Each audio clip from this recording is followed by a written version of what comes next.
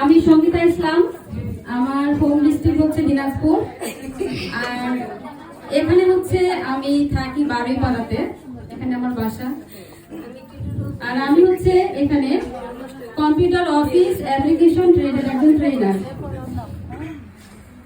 তো যেহেতু নবীন বরণ, আমরা সবাই হচ্ছে এখানে শিখতে আসছি, তাই না? শিখে কিছু না কিছু করতে চাচ্ছি। তো আমি যদি আমার গল্পটা একটু বলি 30 সেকেন্ডে, সেটা হচ্ছে আমিও কিন্তু এখানে তোমাদের মতোই প্রশিক্ষণ নিতে আসছিলাম। প্রশিক্ষণ নেওয়ার পর হচ্ছে এখানে আমার রিজিক ছিল, জব হয়ে গেছে।